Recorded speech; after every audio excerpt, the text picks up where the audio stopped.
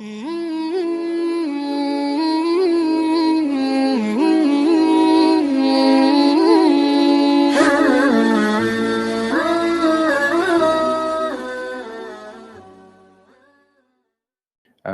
Rasulullah sallallahu alaihi wasallam bila ada jenazah ditanya, "A'alaihi dain?" Ini jenazah ada hutang atau tidak? Kalau dikatakan ada, Nabi kata, "Kamu saja yang salat untuk jenazah ini." Karena salatnya Nabi menjadi jaminan kepada orang yang disalatkan oleh Nabi.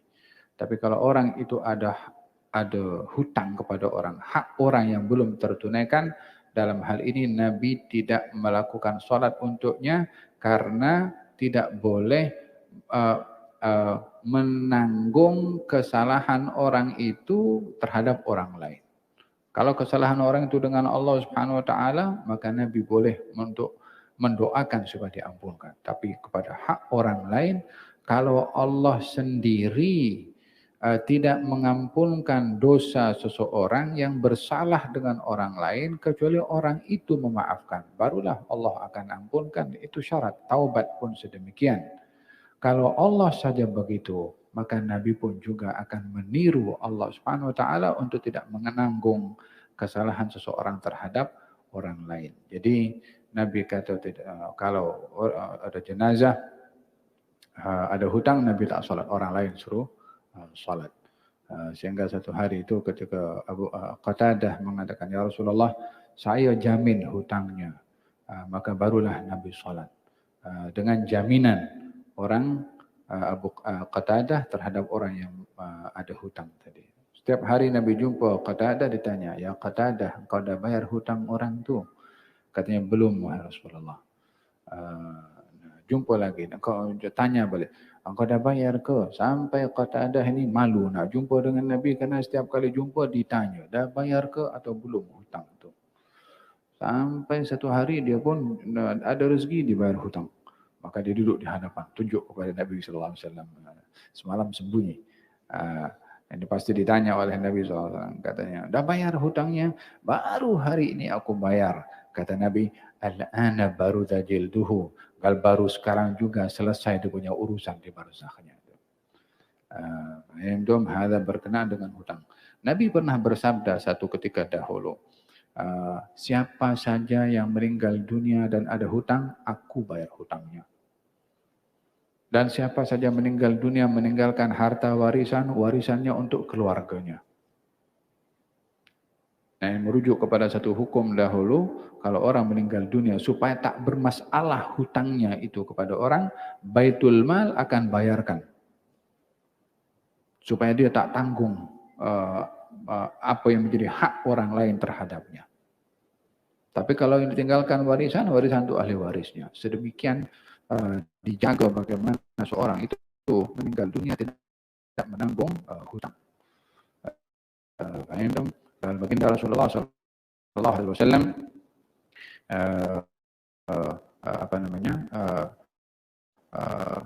pernah berhutang. Nabi pun pernah berhutang.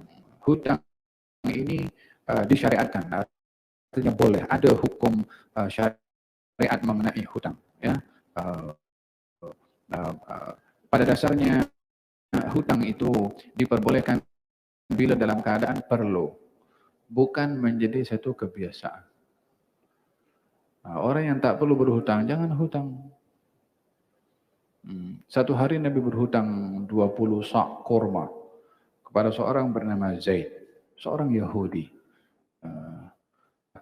Zaid itu datang kepada baginda Rasulullah, "Kamu ini adalah orang yang lambat bayar hutang, tak tunaikan bayaran hutang on time, tepat masa, selalu menunda-nunda bayaran hutang."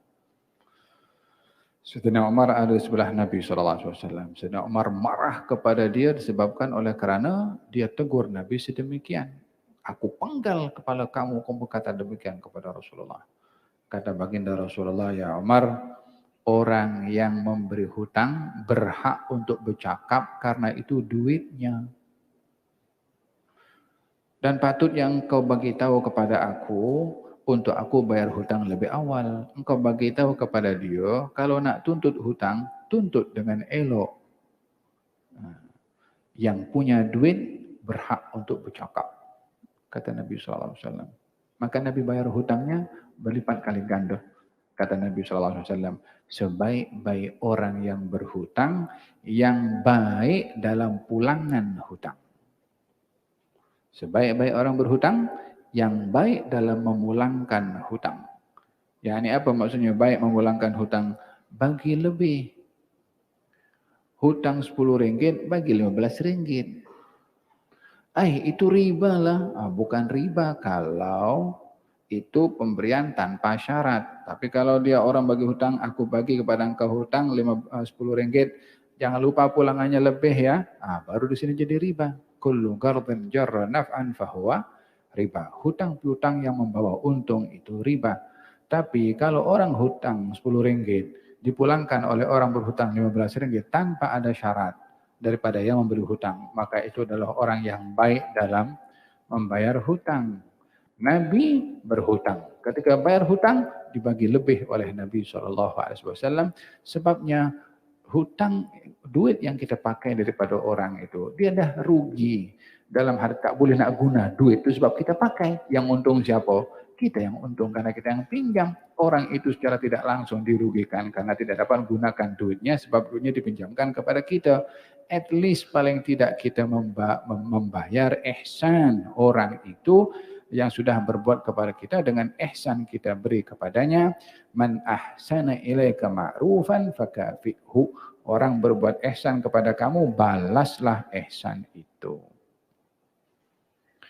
Faham dong?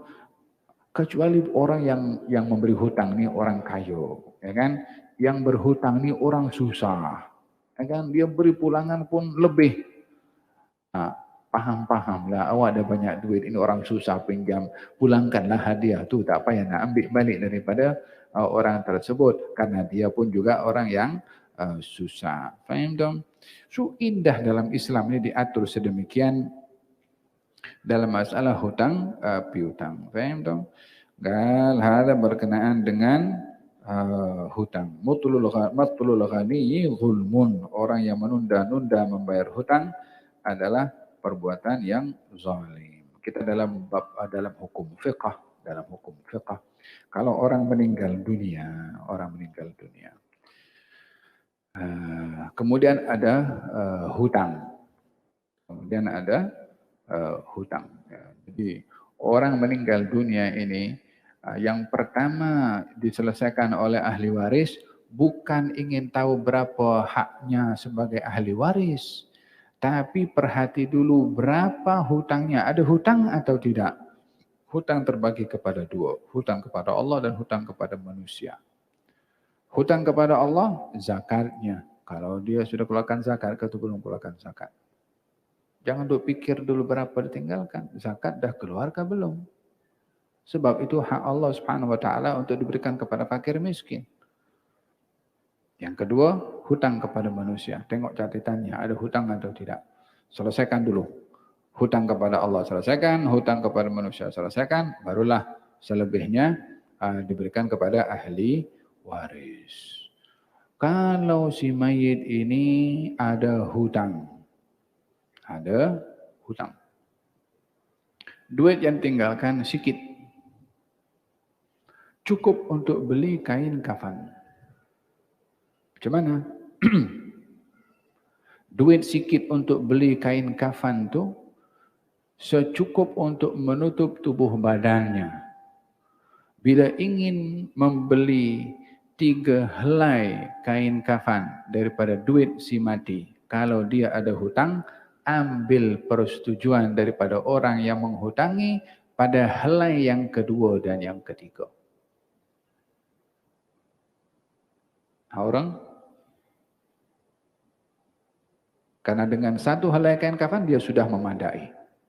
Yang 2 dan 3 adalah lebih kepada kesempurnaan. Supaya tak tertanggung padanya apa menjadi hak kepada orang lain berupa hutang. Faham dong? Oleh sebab itu catat kalau ada hutang, selesaikan segera kalau ada hutang, pastikan catatan itu di tempat yang orang lain boleh tahu apa-apa jadi kepada kita, orang lain boleh tahu apa masalahnya, at least paling tidak minta halal kepada orang yang yang memberi hutang kepadanya supaya orang itu tak tertanggung hutang tersebut. Sebagai penutup, Al-Imam Ibnu Katsir dalam kitab Al-Bidayah wan Nihayah. Dalam kitab Al-Bidayah wan Nihayah bercerita tentang dua sahabat Nabi yang ia kawan rapat. Katanya mereka berpakat, siapa dulu pergi berusahalah untuk ambil tahu keadaannya di alam barzakh. La ilaha illallah. Barzakh ini hanya dua saja, imma nikmat wa imma adab. Satu meninggal. Tak lama daripada itu, kawannya yang masih hidup bermimpi. Berjumpa dalam mimpinya ditanya, apa yang Allah dah buat kepada engkau? Katanya, Allah ampunkan dosa-dosa aku. Kemudian yang bermimpi tadi, ada melihat kesan sesuatu pada tubuh badannya, dekat lehernya atau di bahagian. Kemudian ditanya, itu kesan apa itu? Katanya, aku ini ada hutang kepada jiran aku, seorang Yahudi. Dan aku dah siapkan duit nak bayar hutang. Dan aku simpan duit itu di rumahku, bagi tahu di mana dia punya simpanan. Tak sempat nak bayar. Tolong kau datang, ambil itu duit dan bayarkan kepada si Yahudi. Ditentukan jumlahnya 15 dirham, saya ingat. Keesokan harinya dia datang pergi rumah kawannya, jumpa dengan anak-anaknya. Oh subhanallah, kata dalam mimpinya itu yang meninggal itu memberitahukan kepada yang bermimpi, di rumah aku sekarang anak aku sakit. Dan tak lama lagi dia mungkin akan wafat juga. Dan beberapa waktu yang lalu kucing di rumah pun mati. Oh, orang di barzakh boleh tahu apa yang berlaku di rumahnya. Ya. Al-Imam Ibnu Katsir cerita dalam Al-Bidayah wan Nihayah. Maka dia pergi ke rumahnya dengan jumpa dengan ahli warisnya di situ. Kemudian ditanya, bagaimana keadaan kamu, apa yang berlaku? Katanya, ya beberapa waktu yang lalu kucing mati dan beritahu ada anaknya yang masih kecil itu sakit, tapi tak beritahu kalau dia akan wafat. Katanya, jagalah anak kamu dan rawatlah dengan betul.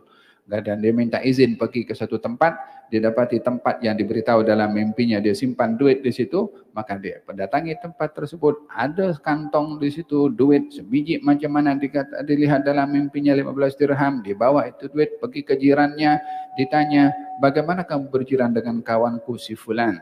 Katanya dia orang baik, tapi dia ada hutang kepada aku 15 dirham, tak bayar lagi. Nah, sebijinya. Nah ini duit dirhamnya, kembalikan.